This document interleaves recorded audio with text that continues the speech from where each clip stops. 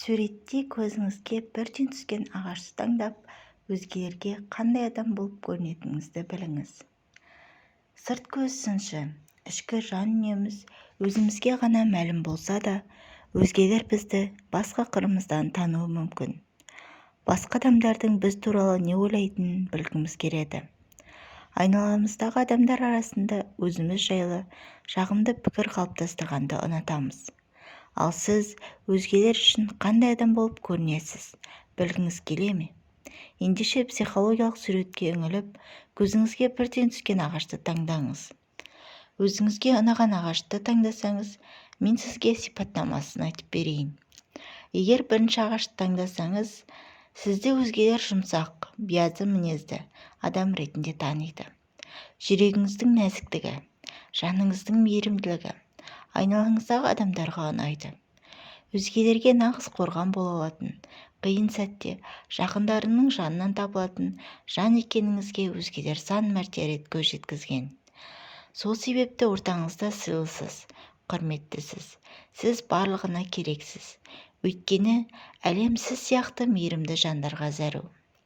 Егер екінші ағашты таңдасаңыз, сізді өзгелер үшін әрдайым көңілді жүретін, мұңаюды білмейтін, айналаңыздағыларға көтеріңкі көңіл күй сыйлайтын адам ретінде таниды. Сіздің жаныңызда жүріп, сізбен бір сағат сырласқан адам барлық мұң-мұқтажын ұмытып, сіз сияқты өмірге позитивті көзқараспен қарай бастайды. Осы мінезіңіздің арқасында достарыңыз өте көп. Сіз адамдарды атақ дәрежесіне, шыққан тегіне қарай алаламайсыз. Адамдардың барлығы тең. Сізді ең алғаш көрген адам қандай бақытты, көңілді жан деп таңданып жатады. Сіз жемісін төккен ағаштай керемет жансыз. Үшінші ағаш. Неткен қарапайым адам.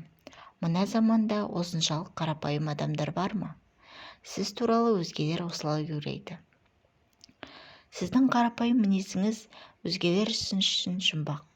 Тұйықтығыңызды да өзгелер түсінбей жатуы мүмкін. Қолыңызда ақшаны ұстап жүрсеңіз де, қарапайым киініп, қарапайым болып жүргенді жақсы көресіз. Кейде тым қарапайым болмасаңшы деп ақыл айтып жататындар да жоқ емес. Дегенмен өзгелер үшін сол қарапайымдылығыңызбен ерекшесіз. Төртінші ағаш. Сізді өзгелер шыдамсыз, мазасыз, айтқанын істетпей қоймайтын, өздігімен жүретін жан деп ойлайды. Шындығында да солай. Басқа адамдар өздерін сіздің жаныңызда еркін ұстай алмайды. Өйткені сізде лидерлік мінез басым. Мазасыздығыңыз бен істің нәтижесіне бірден қол жеткізгіңіз келетін қасиетіңізді өзгелер бірден қабылдай қоймасы анық. Дегенмен сіздің сөзіңіз өтімді болғандықтан, бұл қасиетіңізді жақсы қабылдап жатады. Сіз үшін бір орында тұрақтап қалу қиын, әрдайым өзгерісті қалайсыз. Бесінші ағаш. Сіздің мінезіңіз өзгелер үшін түсініксіз. Өйткені күліп отырып мұңая саласыз. Мұңая отырып қуануыңыз тез. Жұмбақ жан деген тіркес сізге қаратыла айтылса керек. Қазір бір істі бастап отырып, екінші іске ауысып кетуіңіз мүмкін.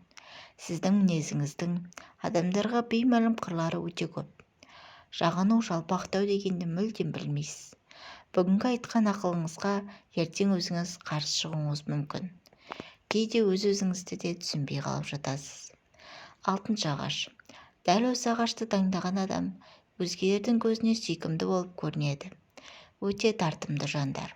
Сөйлеген сөзімен, өз-өзін ортада дұрыстауымен ерекшеленеді. Өзгелер сізге өте мәдениетті деп баға беріп жатады. Мәдениетті екеніңіз рас. Ақсүйектерге тән қасиетіңіз бар. Өзіңізді жоғары бағалайсыз. Айналаңыздағы адамдар әрдайым сіз туралы тек жағымды пікірлер айтады. Бүгінгі видеомыз ұнаса, лайк басып, комментарийге пікір қалдырыңыздар. Рахмет.